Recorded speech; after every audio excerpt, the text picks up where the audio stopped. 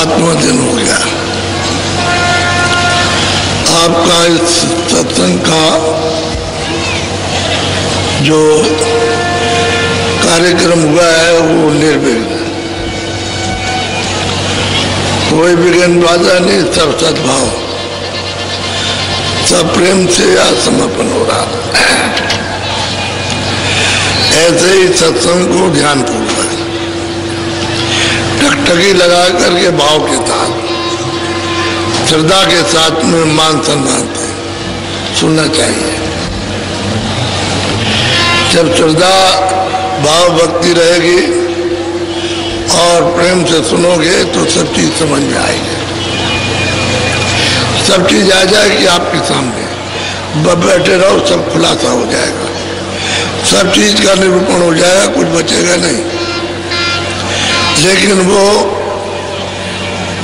सुन लो उनकी बात को, सब निदान हो जाएगा। और सुनोगे नहीं, एक ही गोली देंगे, उसी में तुम बल गए कि हम नहीं खाएंगे, तो गोली खा लो, हर तरह तरह की गोली मिलेगी। गोली कहते हैं बोली, जो उस बोली में उलझे हुए हो, फंसे हुए हो, बोली तरह तरह की मिलेगी। और उसी बोली के ही बीच में जा गया हो गया। सुनते रहो, सुनने में कमी मत रखो कि जब पढ़ाया जाता है तो सब तरह का उसको बताया जाता है। अगर एक ही बात बता के रह जाए तो पढ़ाई किस बात की? वो तो पढ़ाई में तो सब चीजें आती हैं, ताकि जानकारी सब चीजों को हो जाए। इसी तरह से महात्माओं का सत्संग सब चीज आ जाएगी। जहां जहां तुम फंसे हो, जिन चीजों को तुमने अपना मान रखा है वो भी सब समझ जाए, जो तुम्हारी नहीं है वो भी समझ जाए। कोई चीज छूटेगी नहीं, लेकिन यह श्रद्धा प्रेम से सुनते रहो। तो अब की बार अच्छी तरह से लोगों ने बड़ी श्रद्धा प्रेम से सुना और उसको पकड़ा है। अब की बार तो ये कार्यक्रम बिल्कुल आपका अच्छी तरह से दया कृपा को लेते हुए सुलभता आज ये पूरा हो रहा।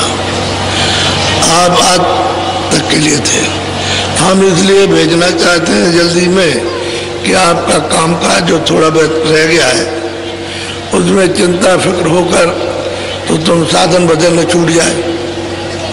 तो समय से अपना खेती का जो भी काम है, बोने का या अभी अनाज रखा है, धान वगैरह निकालने का, उसको जाके सुरक्षा से निकालो। और मतलब यह काफले की तैयारी होगी। तुम एक दाना भी जो नहीं जाओगे उसको दे दोगे कि हमारा दाना काफले में पहुंचा देना, तो एक दाना भी आपके लिए लाभकारी। एक ही दाने से तो ये तमाम दाने होते हैं, 1 से 100 दाने और 100 से 1000 दाने। परमार्थ का सच्चा यानी मतलब निशाना वो परमार्थ का ही होता है, वो भौतिक नहीं होता। तो मरवात में सब चीजों का फल मिल जाएगा। ऐसा नहीं है कि वो चले गए हम नहीं गए, हम नहीं गए तो हमारा वहाँ काफले में एक दाना, एक चने का दाना, एक गेहूं का दाना, या मतलब ये कि एक आधी चटांग ये ले जाना और काफले में चढ़ा देना। तो मतलब ये अब आपकी डोरी लगी है एक दाने के साथ कि हमारा दाना पहुंचा के पहुंचा, पहुंचा के नहीं पहुंचा, वो पहुंचा के नहीं पहुंचा, काफले में पहुंचा। कोई भी चीज, एक आपको मिसाल देता हूं। इसी तरह एक आदमी को बहुत दिन हुए, तुमने कहा भाई तुम क्या करते हो? कि मूर्ति पूजा करते हैं। मैंने कहा इतनी ठीक से करो, जो तुम करते हो पूजा ही गलत है। तो कहले कैसा गलत? हमने भाई पूजा ही तो बताएंगे, हम कोई ये नहीं बताएंगे, पूजा पूजा ही बताएंगे। तो तुम इसी की पूजा करो जैसे बता दिया जाए। तो कह लगे बताइए। तो मैंने रोष में नहीं, रोज कहते हैं गुस्से में नहीं, शांति पूर्वक जो बताएं, कल आएंगे कल बताएंगे। कह लगा अच्छा हम कल जानेंगे कैसे पूजा किया। हमने कहा तुमको पूजा करना ही आता ही नहीं। अब हमने कहा कि देखो, जब दूसरे दिन आए, मैंने कहा ऐसे बैठ जाओ अपने देवता के सामने, जो देवता है ऐसे बैठो और तुम अपनी आंखों से उसकी आंखों को देखो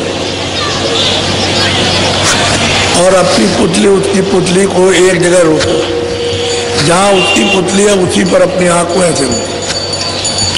तो जब मैं तीसरे दिन आया तो बोला, कहने लगे हमारी आंख नहीं रुकती। हमने तो वही तो पूजा नहीं की आपने, अभी बाकी रह गई पूजा करने। तुम देवता की पूजा करोगे और उसकी आंख को अपनी आंखों से देखोगे, उसकी पुतली को, और वहां अपनी आंख को रोकोगे, तब तो तुम्हारी सच्ची पूजा। और नहीं तो तुम ये पूजा उड़न छू कर रहे हो, ये पूजा उजा नहीं है। तो क्या करें, हमने कहा तुम कोशिश करो कि तुम्हारी आंख उसकी आंखों को देखे और इधर उधर ना हो। जब तुम्हारी इधर उधर हो जाएगी तो समझ लोगे तुम पूजा नहीं करते, बराबर देखते रहो। तो उसने 10 दिन अभ्यास किया बैठ के, तो उसकी आंख उनकी आंखों पर रुकने लगी। मैं 15 दिन के बाद उधर से लौट के आया तो मुझे वहां बैठा हुआ मिला और ऐसे मतलब है अपनी आंखों को उनकी आंखों से जोड़ रहा था। तो मैं जब आ गया तो उठ के खड़ा हो गया। मैंने कहा अच्छा ये बताओ कि तुमको इतने दिन में फायदा हुआ? जो लगे कि मैं उसको देखते देखते वो मूरत बिल्कुल सफेद हो गई। अब वो मूरत तो दिखाई देती नहीं, वो सफेद दिखाई देता है। देखिए आप, मूरत नहीं दिखाई देती, सफेद दिखाई देता। तो मैंने कहा भाई तू ऐसे आंख बंद करके बैठ जा। तो आंख बंद करके बैठा तो सब ये प्रकाश ही प्रकाश, प्रकाश ही प्रकाश। तो हमने कहा देख, पहले तो बैठता था तो अंधेरा था और अब तू बैठता है तो प्रकाश हो गया। देख अब तू देवता की सच्ची पूजा कर रहा। तो हमने कहा और कुछ मत करना, उसी प्रकाश में तू आंख बंद करके सामने देखना रोशनी में। तो सामने देखने लगा तो 10 दिन के बाद फिर आया तो पूछा कि अब तुझको कुछ दिखाई दिया? अरे कह लगे बहुत सुंदर सुंदर चीजें दिखाई देती है। तो हमने पूजा तो शुरू की है, तू वो पूजा तो तू कर रहा था बनावटी, और ये देवता की पूजा करती है। अब देख तूने उस मूर्त को देखा तो उस मूर्त की शकल को अपने अंदर छुपा दिया। अब मूर्त तो नहीं दिखाई देती, कह लगे बिल्कुल नहीं दिखाई देती, तब सफेद हो गई। तो हमने दृष्टि उसमें ठहरने लगी और अंदर की आँख खुल गई। अब तेरी तीसरी आँख खुल गई, अब तू उससे देख रहा हो मूर्त वगैरह। अब एक आँख बंद कर दिखाई देता तो कह लगे हाँ दिखाई देता। तो सही बात यह है कि उनको पूजा करना आता, पूजा कोई मना थोड़ी है, लेकिन करने का तौर तरीका जब वो महात्मा मिलेंगे तब बताएंगे। किसी का खंडन थोड़ी करते हैं, क्या वो खंडन किसी का करे, मंडन करते हैं। जो गलत काम कर रहा है उसी को सीधा कर देते हैं। इसी को व्यास जी ने कहा था कि भाई हम मूर्ति की स्थापना इसलिए करते हैं कि तुम जंगल में जा करके बैठ करके वहाँ यह अभ्यास करना, अपनी दृष्टि को उनकी आंखों पर टिकाना। जब टिकाते टिकाते दृष्टि ठहर जाएगी तो अंदर की आंख खुल जाएगी। इसलिए रखा था आप उसी चीज को मूर्त को घर उठा ले। पहले तो जंगल में थी, एकांत में थी, अब उसको घर में ले आए तो बजाए, अंदर बज रहा तो उसको बाहर बजाने लगे। वो बाहर जो बजाते हो वही धोखा है, वही भ्रम है, वो भूल है, और अंदर बजने लगे वो सच्चा है। तो तुम्हारे अंदर ही बज रहा, और जहाँ ये बाजे बज रहे हैं वो कीर्तन और आरती अखंड हो रहा।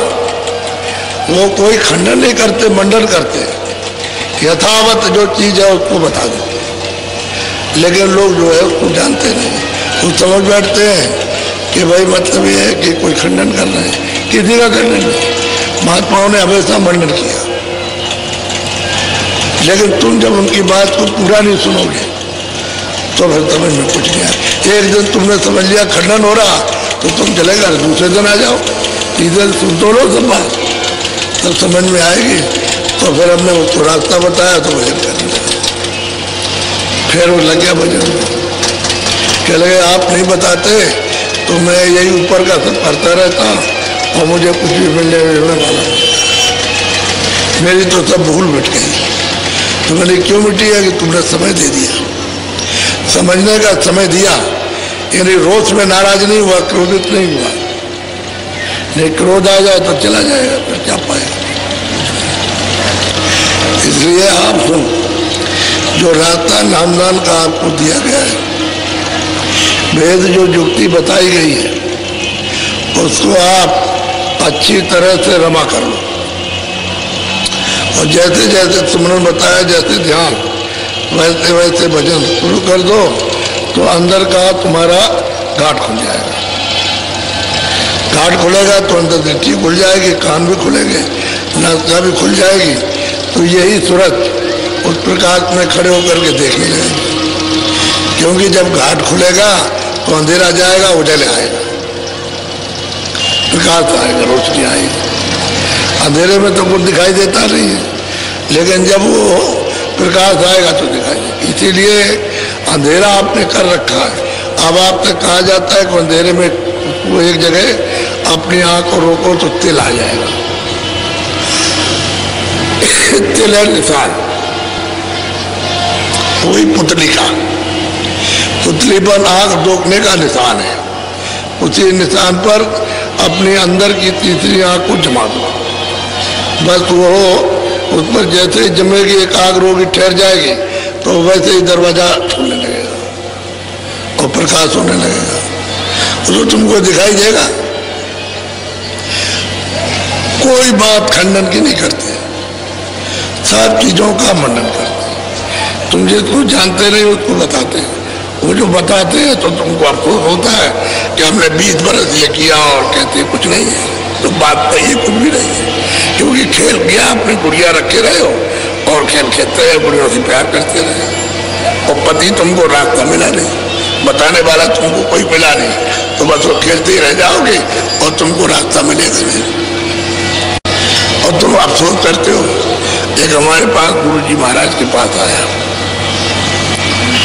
चले गए, हम आए, महाराज नगर कोट गए थे और देवी जी का दर्शन करने आए, तो हमने उसके नाम पर गांव वालों को सबको भोज किया। अब हमको ये सत्संग बहुत पसंद आया और आपने जो रास्ता बताया ये सच्चा है, और मैं इसका भजन करने लगा। मैं ध्यान करता हूँ, सूरज मुझे दिखाई देने लगा, तो अब तो मैं मतलब आपको मानता हूँ और किसी को नहीं। एक दिन बोला, कई दिन के बाद कह गए, महाराज आप तो हमारे हैं ही और हम आपके हैं, लेकिन देवी जी भी बैठी रहे तो कोई नुकसान है। जिसके नाम पर 300 रुपये सत्ती के जमाने में खर्च किए, अगर वो भी एक तरफ बैठी रहे तो आपको तो मैं मानता ही हूँ और आपको मानूंगा तो मैं तो आप कहोगे, लेकिन वो भी बैठे रहे। तो स्वामी जी ने साफ कहा, अरे बच्चा तू मेरे नाम से तो 700 रुपये खर्च करके सबको भोज करा दे, फिर देख ले तुम। तो उन्होंने कहा कि अच्छी बात है। तो 700 रुपये का सामान मंगाया, गांव वालों को, अड़ोस पड़ोस को, जान पहचान के थे उनको बुला लिया और भोज कर दिया। बहुत खूब खिलाया प्रेम के साथ में उसने, और अपना भजन करने लगा। तो महीने, 2 महीने, 4 महीने बीते तो उनका राम लाल, अब वो देवी जी है कि नहीं है? क्या लगे आप नहीं है, अब तो आप ही आप दिखाई देते हो। तो लगे, देख तू 300 रुपए की पकड़े हुए था कि मैंने उसके नाम से खर्चा किया, तो भी बैठी रहे। अब तूने मेरे नाम से इतना खर्चा कर दिया तो अब मैं रह गया, अब वो चली गई। तो आप पकड़े रहते हो, इसलिए तो ये देर लगती है आपको। अगर एक तरफा हो जाओ तो काम जल्दी बन जाए। तो उसको मतलब ये है कि बस डरते रहते हो, कभी इसको डरोगे, कभी इसको, लोग क्या कहेंगे, रोक लेती है। अरे तो सच्चा भजन है, आत्मकल्याण का, इसमें क्या है? ये लोक प्रयास में लोक नीति मेरे साथ जाएगी। अरे जो हम भजन कर लेंगे, जो उसकी कमाई करेंगे, वो हमारे साथ चलेगा, बाकी तो कुछ जाएगा। तो आप लोक नीति से डरते हो कि लोग क्या कह देंगे, कह रहे तुम पहले ये करते थे अब ये क्या कर रहे हो। तो आदमी डरता है, भय लगता है उसको लोग क्या कहें, उसकी शर्म की वजह से सच्चा रास्ता छूट जाता है। इसलिए मैं आपको एक बात बताता हूं कि कभी महात्मा किसी का खंडन नहीं करते, किसी को नहीं, और सब यथावत सबके लिए बताते हैं और कहते हैं भाई जिसका जो काम है वो अपना काम करते हैं। आपकी बुद्धि इतनी प्रखर विशाल बुद्धि नहीं है कि हर बात को पकड़ लेना, समय लगेगा। सुनते सुनते जब पकड़ में आ जाती है तो सबका निदान हो जाता है, निकल आता है। इसलिए आप मोटी बात को समझो, ज्यादा महीन बात नहीं कुछ भी, और हम सरल सीधा मतलब होते हैं। तो आप आज बहुत चले जाएंगे, लेकिन जिले के प्रेमियों, ये जो रावटी और बिजली और ये बांस गड़े हुए और पाइप की लेन बिछी पानी जा रहा, इसकी थोड़ी सी आप एक दिन दो दिन मदद कर दो, सब उखड़ के आ जाए और ये फिर काम में आएगा तो ये रख दिया जाएगा। तार तार में चलाएगा और जो कुछ भी होगा सब वहां आ जाएगा। तो यही फिर लग जब आएगा कार्यक्रम होली का तो लग जाएगा। इसलिए ये सेवा करना आप सामूहिक सेवा है, सबकी सेवा सबके काम आती है। कोई मेरे अकेले के लिए तो है नहीं, सब जो लोग आए सब के सब उससे लाभ फायदा उठाया और मतलब जा रहे हैं तो वो लगा तो रहेगा नहीं, टूट जाएगा, कोई निकाल ले जाएगा तो व्यवस्था बिगड़ेगी। इसलिए आप उनको रोक लो, और कहीं गड्ढा हो गया और उसको जरा सा ऐसे पूरा मट्टी डाल दो, गड्ढा पूरा हो जाए, ताकि किसी का मैदान हो तो ये ना समझे गड्ढा करके चले गए, बराबर हो जाए तो लोग खुश रहते हैं।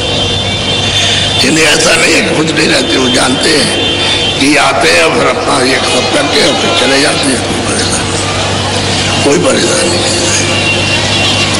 तो ये सेवा थोड़ी रह जा, अब की बार अब जल्दी नहीं आया और मैं इधर तकलीफ में था, नहीं तो मैं दौड़ करके सब करा लेता, तो मैं कहीं जा नहीं सकता हूँ, बड़ा मुश्किल था और ये लोग आए नहीं, तो थोड़ा बहुत रह गया, थोड़ी बहुत व्यवस्था रह गई क्योंकि लोग आए बहुत, तो उनके ले गए, लेकिन उनको कोई तकलीफ नहीं, जिसलिए आए थे वो चीज मिली उनको। जब जो चीज आए हो तो थोड़ा बहुत सहन भी कर लेते हैं कि भाई हम किसी चीज के लिए आए तो हमको मिली है। एक दिन दो दिन में क्या होता, सफर करते हो जमीन में लेट जाते हो आप, वहां तो कोई घर नहीं होता है, तो मतलब खाना मिल गया, सुबह का शाम मिल गया तो अपना खा लिया। तो इस तरह से अब यहाँ कभी किसी को, वैसे तो सब इंतजाम हो ही जाता है, लेकिन थोड़ा बहुत कभी देर अब से कमी बेची रह जाए और फिर कम ज्यादा आ जाते हो। अब गिनती के उतने आओ तो ठीक है, उससे दूने आ जाओ तो हो ही जाएगा, तब तो थोड़ा बहुत गड़बड़ हो जाएगा। जब दूने रहोगे और रुकते रहो तो टूटने को व्यवस्था है। अब जो इंतजाम करने वाले वो देर में आए होगी तो जल्दी जल्दी में तो इसलिए थोड़ा बहुत मदद कर दोगे संगत की तो ये सब सामान आ जाएगा, फिर आप चले जाओ, तो रोकते नहीं है। बाकी लोग और क्या हो जल्दी से, और जो काफले में जाना चाहते हो अपनी तैयारी कर लो। यहाँ पर एक दिन तो पूरा यहाँ आने में कि यहाँ आ जाओ, एक दिन पूरा आराम कर लो और फिर चलते ही रहोगे आप। जो 30-35 दिन चलोगे सुबह शाम, तो जो चलते रहोगे उसमें चलते ही रहोगे, उठो बैठो बस ये है, बस चलते रहोगे तब काम पूरा होकर के आएगा। जैसे अभी काफला हुआ सुबह शाम चलते रहे, किसी को तो 2 सप्ताह नहीं मिले और किसी को तो 3 नहीं मिले, क्योंकि वो पहुंच ही नहीं पाया वहां पर। वो चलता रहा दिन भर और रात भर चला, कहीं सो लिया होगा रास्ते में, और चलते ही रहे तो 2 से 3 सप्ताह टूट गए, तब जाके मिला। हम उनको पूरा मौका देते हैं कि भाई 50 किलोमीटर है तो तुम चले चलो, तो मिल जाएगा। तो देर अबेर थोड़ी हो ही जाती है उसमें देर, तब तक सब पूरा हो गया और अब 10 बजे चलती है। तो वहाँ 1 बजे 1:30 बजे पहुँचते हैं वहाँ, और शाम को फिर 3:45 बजे से शुरू हो गया। तो जब तक ये पहुँचेंगे वहाँ 50 किलोमीटर तो साइकिल वाले, तब तक वो भी खत्म हो जाएगा। तो ये लोग थोड़ा आराम करते हैं और खाया पिया रात को चलती है। इस तरह से 2-3 किलोमीटर तो ऐसा, फिर थोड़ा कवर कर लिया तो मिलने लगा। लेकिन चिंता फिक्र किसी को नहीं, क्यों? वो समझते थे काम तो अपना ही है, हंसी खुशी। लोगों ने पूछा भाई आपको कोई तकलीफ है? कोई तकलीफ नहीं। हमको कोई तकलीफ बहुत परेशान आते हैं। और छोटी छोटी बच्चियां और बच्चे भी अगर आप उसको देखेंगे तो माथा कूटेंगे कि इतने छोटे बच्चे और ये बच्चियां लड़कियां साइकिल चला रही हैं, छोटी सी लड़कियां। आपको देखने से ये हमने देखो ये बच्चियां छोटी हैं और साइकिल चला रही हैं, बच्चे छोटे साइकिल चला रहे हैं और पूरी यात्रा की हो। अब इसका फल तो उनको मिलेगा ही, ऐसी बात तो नहीं है कि नहीं है। बोलो थोड़ा सा।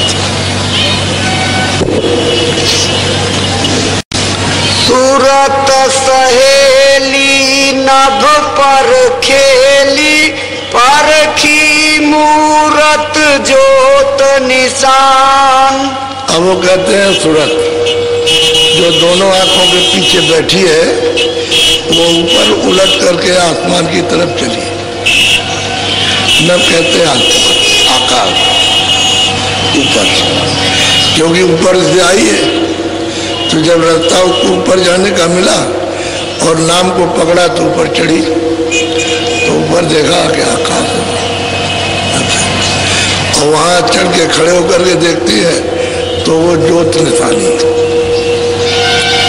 वो ज्योत का निशान दिखाई दे रहा। थोड़ा सा और बड़ी ऊंचे पर ऐसे तो देखा उसने कि ज्योत चल रही है। कहते हैं पकड़ी ज्योत निशानी।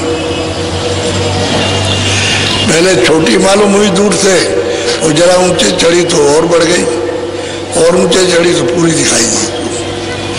कहते हैं निरखी परखी, परखना माने देखी, परखने को कहते हैं हमने जाना ये है, इसको परखा, देखा, पाया, दर्शन किए, दीदार किए। और नभ पर वो रहते हैं आकाश में, यहाँ नहीं कि वो डोरी पड़ी है उसी पर रुके हुए, वो प्रभु की डोरी ऊपर से नाम की पड़ी उसी पर ये सब बैठे हैं। तो ऊपर चढ़ोगे नाम के द्वारा तो मिलेगी, और नहीं चलोगे ऊपर की तरफ में, मंडलों की तरफ में, तो फिर नहीं मिलेगा। तो ऐसी मतलब है सूरज जगी और नाम को सुना, उसने पकड़ा और चढ़ी ऊपर। बोलो। आगे पेली धुन संग मेली, सद्गुरु का पाया ज्ञान। कहते आगे चली और शब्द मिला, उसमें रली, यानी उसमें मिली लय, और तब उसने ये गुलशन गुलजारा देखा। तो कहते हैं कि गुरु का सच्चा निशान पाया कि वो नभ में आकाश में नीलगिर पर्वत है, वहां बैठे हुए वो सच्चा निशान होता। वो कहते हैं सूरत में, लेकिन कब पाया? जब शब्द में रली, मिली, लय हो गई और शब्द खींच के ले गया और वहां उसने पहुंचाया, क्योंकि शब्द में खिंचाव है। सूरत आवरण में है और शब्द बिल्कुल निखालित पवित्र है। तो इसमें जब तक वो नहीं खींचेगा, जब तक आवरण नहीं जाएगा। अगर खींच लेगा तो ये उसको बर्दाश्त नहीं करते, धीरे धीरे उसकी सफाई कर लेता है। तो सूरज जब निर्मल हो जाती है तब घना घोर आवाजें आती है, उसको पकड़ लेती है। और जब उसने नाम को पकड़ लिया तो तमाम आवाजें, लाखों आवाजें भांत भांत की उसमें मतलब बज रही है, वाणियां हो रही उसमें, गड़गड़ गड़गड़ गड़गड़, कुछ नहीं समझ में आएगा। तब उसको जो भेद बताया कि तुम इसको छांटो, जब आवाजें सुनाई देती है तो उसको छांटो। तब उसने वो आवाज जो गुरु ने बताई तो उसको छांटा, तो और आवाजें बंद हो गई, वो आने लगी। अब उस आवाज में रली, पिल गई, प्रवेश हो गई। पिलने का मतलब प्रवेश हो गई और आवाज देखी और न पर चढ़ी उधर तो देखते हो ज्योत की तरह। जरा ऊंचे गई तो गई, जब उसने मिली तो ऊपर में नीलगिर पर्वत पे गई तो गुरु का वहां कहते हैं निशान मिला, देखा, मिले, गुरु भेटे। बोलो। सुन में जाए धुन अक्षर पाई, लखा चंद्र स्थान। भाई ऊपर में चढ़ी और पर वो कहती है कि मैं ऊपर में गई और जा करके वो पहाड़ सुमेर पे पहुंची और वहां जा करके ब्रह्म का दीदार दर्शन सब सब्जी सबको पकड़ के चढ़ के जाएगी। सीढ़ी बना रखी, इस शब्द को पढ़ो, नाम को तो पर जाओ, यहाँ पहुंचो, दर्शन करो, ऊपर से आ रहा उस शब्द को पकड़ो, नाम को, आवाज को पकड़ो, उस बाजे को पकड़ो जिसको बताया जाता। बाजा नहीं है, पानी है। वो जो बादल गरजते हैं वो बाजा नहीं है, लेकिन दूर होने के कारण ऐसा मालूम होता है कि बाजा बज रहा है। जैसे आप कहीं दूर से बोलो तो आपकी आवाज तो समझ में आएगी नहीं, लेकिन ये मालूम होगा कोई आदमी चिल्ला रहा। ऐसे ही जब तक कि वो आवाज समझ में नहीं आती तब तक तो बाजा मालूम होता है, नहीं तो वह वाणी है। और उसको पकड़ा उन्होंने, उसको चढ़ी तो गई वहां, तो उन्होंने जा करके अब सुन में गई तो वो अक्षर है, क्षर है ब्रह्म, अक्षर है पार ब्रह्म और निय अक्षर है महाकाल। तो वहां गई और जा करके उस चंद्र का दर्शन किया, रूपी उनका चंद्र का है, उसका दर्शन हुआ। तो उनकी आवाज को पकड़ेगी तब वहां चढ़ के जाएगी, वैसे नहीं जाएगी। तो आवाज पकड़ी और चढ़ के जाने लगी तो रास्ते ही में मानसरोवर, क्योंकि वहां सब सूरतें रोक लेती हैं कि तुम इसमें स्नान नहीं करोगी तो आगे प्रकाश बर्दाश्त नहीं कर सकते, उन्हें शब्द बर्दाश्त करोगी, पहले इसमें नहाओ। तो खूब स्नान करती है, खूब अच्छी तरह छक करके स्नान करती है। क्यों? तो वहां मन तो है नहीं, वहां बुद्धि भी नहीं है, वहां चित्त भी नहीं जा सकता, अहंकार भी नहीं जा सकता, कोई रजोगुण तमोगुण सतोगुण नहीं जा सकता, वहां कोई शरीर नहीं है, न कारण है, न सूक्ष्म है, न लिंग, न स्थूल है, सूरत है। तो सूरत है, उसको शब्द को प्रकाश को बर्दाश्त नहीं कर सकता, इसलिए जो नाव जो देखती है कितना अपार मानसरोवर है, उसमें साथ हंसी हंस किलोल कर रहे हैं तो सब सजा सजा करके स्नान करा देते हैं और कहते हैं कि चलो अब यह पथ का दर्शन करो, तब सजा करके ले जाएंगे। ऐसे ऐसे कारीगरियों से समझ उठी है। यहाँ कभी राजाओं को स्वप्न में भी नहीं सजा सकते, वो तो बात ही अलग छोड़िए। और उस सजावट में उसमें कितना प्रकाश है, कैसी सुंदर चीजें, कैसे कैसे मतलब ये वो दृश्य है, उनको सजा सजा के ले जाते हैं और दर्शन कराते हैं। वहाँ सूरत का और शब्द का वहाँ पर संबंध होता है। सूरत शब्द जैसे पति और पत्नी चौक में बैठा दिए जाते हैं, यहाँ बैठ जाओ, घर के अंदर चौक होती है उसी में बैठाते हैं, ऐसे बैठ जाओ और यहाँ पर अब यहाँ बैठ जाओ तो शब्द और सूरत के साथ विवाह होगा। फिर भावर फेरी जाएगी और फिर गांठ लगाई जाएगी वहां पर, तो कहते हैं ब्याह हुआ, भावर फेरे ब्याह हुआ। बस जब मेल हो गया सूरत शब्द का तब आप अपने घर जाओगे, तो फिर वही पति फिर ले जाएगा वहां घर। तो घर तो बहुत दूर है, जैसे शादी आपकी यहाँ हो गई तो आपका मतलब पंजाब में घर है तो वहां पर ले जाओगे आप। तो ब्याह हुआ शब्द सूरत का, किसी जीवात्मा का, सीता का, राधा का शब्द के साथ में फिर ले जाएगा और वहां पहुंचाएगा। अभी आपको तो ये सब कुछ मालूम नहीं है।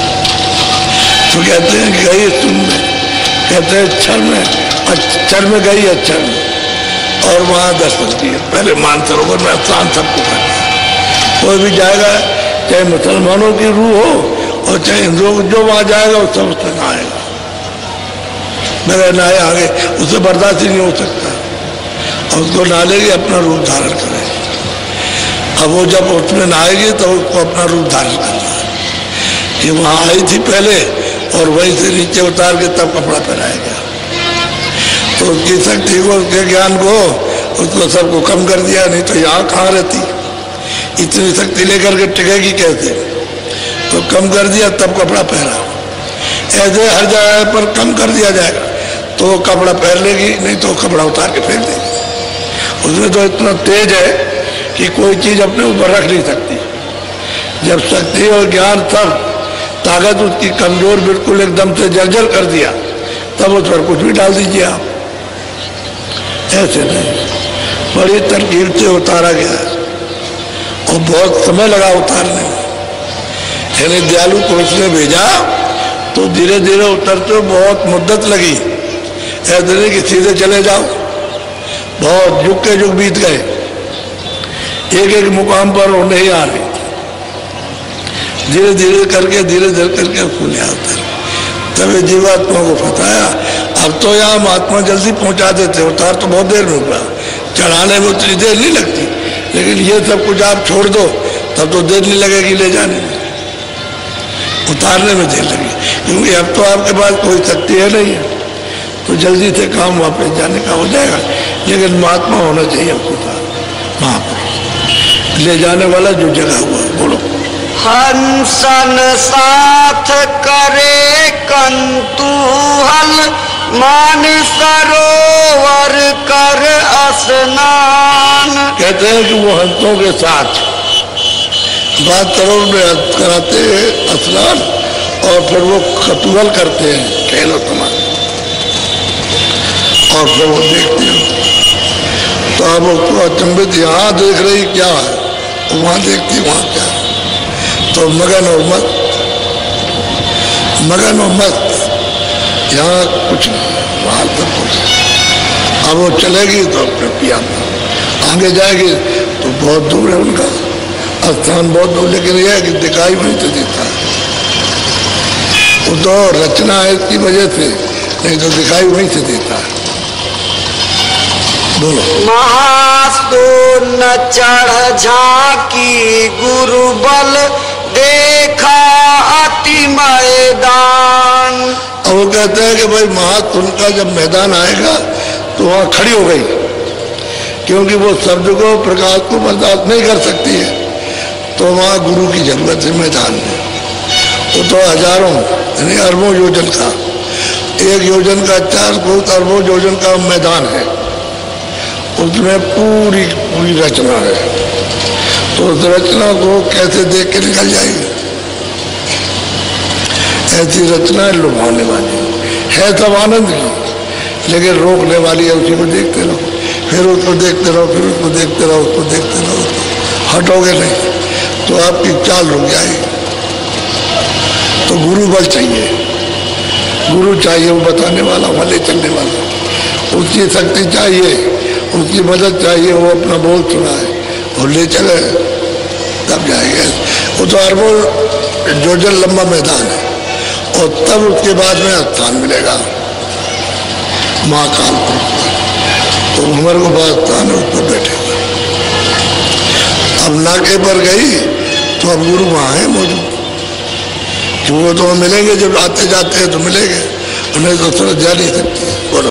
भंवर गुफा पर आसन डारा, वहाँ लगाया ध्यान। कहते भंवर गुफा स्थान है वो महाकाल, वो स्वयं पद है, वहाँ कहते हैं अपना आसन डाल लिया, वहाँ बहुत दिनों तक रही, वहाँ देखती रही सब। तो कहते तो बहुत बड़ा है, इन सब से वो बड़ा है, तो देखते रहे वहाँ से। और भी जो 12 जो अलग अलग लोग हैं, बड़े बड़े लोग हैं, इन सब से उसको भी देखा, वहाँ आसन डाल के सब देखा, सब में गई, चौतरफा ऊपर नीचे दाएं बाएं नहीं, सब और सब देखा, आसन बैठक बना ली, वहाँ से देख दाख के करा दी, इधर उधर से देख करके फिर वहाँ गई।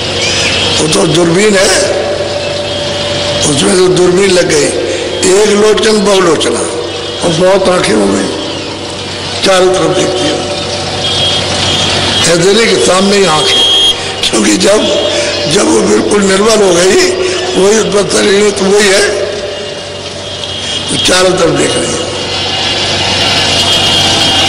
तो ये जो कहा है कि एक लोचन बहुलोचना, ऊपर में बहुत सी आंखें हो जाती, आसन बनाया, तब वहां से तैयारी करें ऊपर जाने। बोलो। सतलोक जा सतगुरु पाए, सुनी बीन धुनता। फिर वहां से उसने मतलब यह है कि नाम को पकड़ा और वो चढ़ गई ऊपर में, तो सतलोक में पहुंच करके सतगुरु पाए, सतपुरुष पाए। कैसे चढ़ी? बीन की धुन सुन करके, उसकी आवाज को सुन करके चढ़ गई और पहुंच गई वहां। इसलिए जब उन्होंने पाया तब कहा। आप कहते हो किसने पाया? अभी कलयुग में। अरे क्या बड़ी बात होती है। अभी मतलब यह कि मुश्किल में 250 साल 150 साल हुए, अभी पाया। अरे गुरु जी महाराज तुम्हारे अभी थे, वो तो अभी गए 50 साल में, तो उन्होंने पाया मतलब। इसी तरह पाने वाला मिलना चाहिए, वो ले जाके पहुंचाएगा। कहते हैं वहां जा करके मिले, बैठे, दर्शन किया और सतलोक से आई थी वहीं पहुंचे। वही उसका निकाह थे, वही घर है जिसकी घर से आई थी, उसी घर में, अचल घर में पहुंच गई। अब स्थायी अचल अखंड है, अब इसमें कोई परिवर्तन होने वाला नहीं। लेकिन देखो यहां से उठ करके गई, कहते गुरु ले गए, बगैर उठ के नहीं जा सकते, बगैर तो किसी जाने को निशान नहीं पाएगा, कोई जा नहीं सकता। बोलो। अलख पुरुष का दर्शन पाया, पहुंची अगम ठिकान। कहते हैं वही सूरत। कहते हैं कि जब सतलोक में सतपुरुष का दर्शन पाया तो उन्होंने अपना बल दे दिया कि जाओ ऊपर में, तो अलग पुरुष लोक में गई, वहां अलग पुरुष का दर्शन। तो ये तो कोटान कोट सूर्यों का प्रकाश, उनका अरबों एक एक रोम में, और जो हम कहते हैं कुछ नहीं है, वहां तो बहुत प्रकाश है, अरबों अरबों एक एक रोम में। तो कितने बदन में रोम होंगे कोई गिन नहीं सकता, ऐसा प्रकाश है। तो तुरंत वहां गई और अलग पुरुष का दर्शन किया। वहां से भी उन्होंने बल दिया कि जाओ ऊपर, तो अगम लोक में पहुंची, अगम पुरुष का दर्शन वहां जा करके किया। बोलो। सतगुरु स्वामी धुन सुन पाई, करी बहुत पहचान। जब ऊपर गई तो अनामी जो मालिक है, उनको आप कुछ भी नाम से पुकारो, उसका कोई नाम नहीं।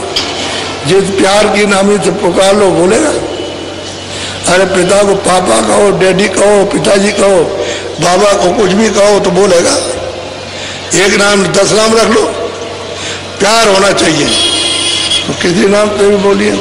एक है बेनाम। कहते वहां गई और जा करके उसकी नाम आवाज को पहचाना, और पहचान के चढ़ के अनाम देश में गई। बोलो।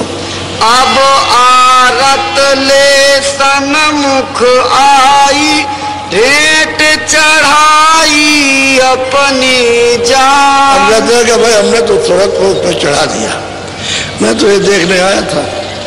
अब वहां पर क्या सिफत और क्या महिमा की जाए, यानी महिमा उसकी क्या की जाए। एक एक छोटे छोटे कमरे, एक छोटा सा फूल है, उसमें शंख और सूरज चांद लगे हुए। क्या उसकी महिमा, क्या कोई बयान कर सकता है। एक एक ऐसे मतलब है, कमरों पर शंखों महाशंख, सूरज और चांद गिनती नहीं है, ये लगे हुए हैं। मालिक का रूप तो अलग है, अब वही तो चीज सबकी है।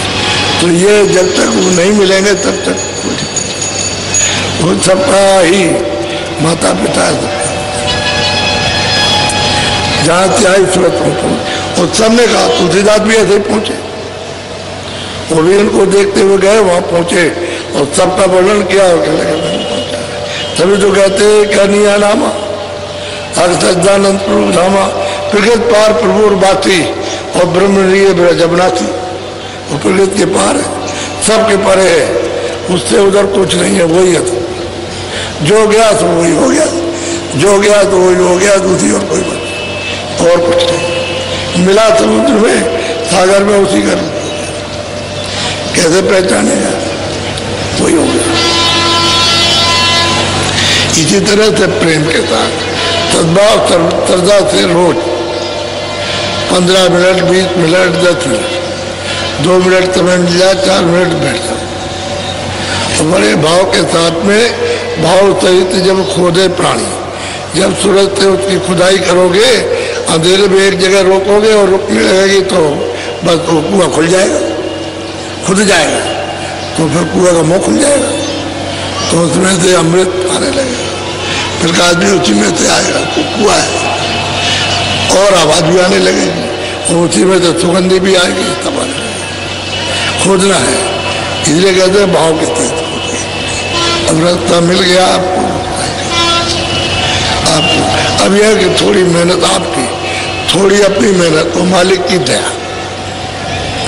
दया तो सर्वोपरि है, कुछ मेहनत आपकी, कुछ हम भी आपके साथ मेहनत करेंगे, जैसे उन्होंने मेहनत सबके साथ की वैसे आपके साथ, और कुछ मेहनत आप कहोगे हम नहीं करेंगे, आप कर दिए, नहीं, ये नहीं होगा। आप कहोगे हम कर लेंगे, आप मत भी कहीं भी नहीं हो सकता। तो दोनों को मेहनत करनी है और उसकी दया में। अच्छा जब करोगे, जब सुमरन ध्यान परवट करोगे, सबका ध्यान भजन हो रहा, तो सब फिर दया करते।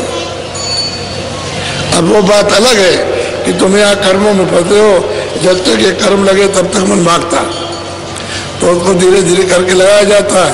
तो इसकी जब सफाई हो जाएगी तो मन रुक जाएगा, बुद्धि रुक जाएगी, चित्त रुक जाएगा, साथ देने लगेगा, तब फिर राम के पकड़ लेंगे, फिर निशान उसको मिल जाएगा, आँख खुल जाएगी, कान खुलेंगे, तो सब सुनना और देखना शुरू हो जाएगा।